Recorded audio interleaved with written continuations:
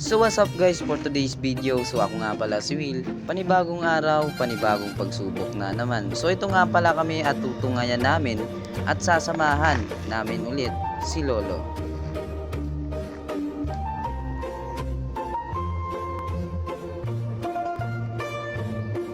What's up guys for today's video. Nandito na naman kami ngayon sa bukid para ipakita at babalik kami kay Lolo. So may kasama na pala ako dito. Pala si Mark Lawrence Kumaingking. So sana ipakita namin yung mga videos namin na gagawin ngayon sa bukid. Yun lang po. Ito, dito. So dito, biruan muna bago umpisa. Itong kasama kong loko-loko, siya daw si Ruben Padilla. So yun na guys, so kung makikita nyo, dito nagsisimula na kaming tanggalan yung laman ng buko.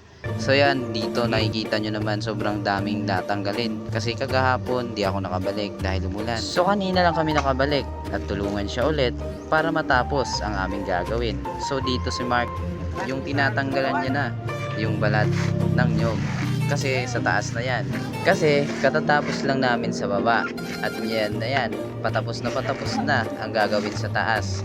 So yan, dito na, pauwi na pala kami dito. May nakita kaming kasama namin at magsasaka ng nyog. Sobrang galing niyang umakyat at galing niyang kumuha at sobrang bilis ng kanyang kamay, kaya kailangan niyang kumilos para sa pamilya niya. So dito may nakita akong dinosaur. So what's up guys, so tatanungin natin si Gwapo kung kamusta yung buhay dito sa Samar. So guys, nakakapagod pala talaga pagbalat ng balat ng nyog. So ngayon susubukan ko magbalat ng nyog So. Yan So, pero masarap na pakinggan pag magbalat ka ng nyog. Nawawala stress. Tapos, yan, nakakapagod pa rin. Kahit anong gawin mo talaga, kahit sama, pagod talaga. Shoutout pala dyan sa mga kababayan ko.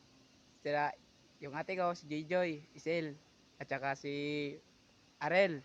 Ayan. Tingnan mo yung video namin hindi ka nagpapakinig sa akin. Sino? At saka si Eric, yung kaibigan namin na pogi sa Sa Pangasinan. So tandaan mo video namin pagbabalik namin dito pag magbabalat ng nyog, pogi. So yun lang, shoutout din sa mga barkada ko dyan. So yan lang.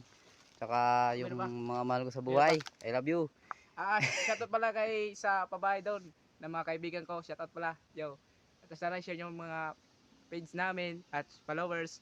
Suportahan sana mo kami ng mga gagawin namin ngayon ng aga nito. So yan.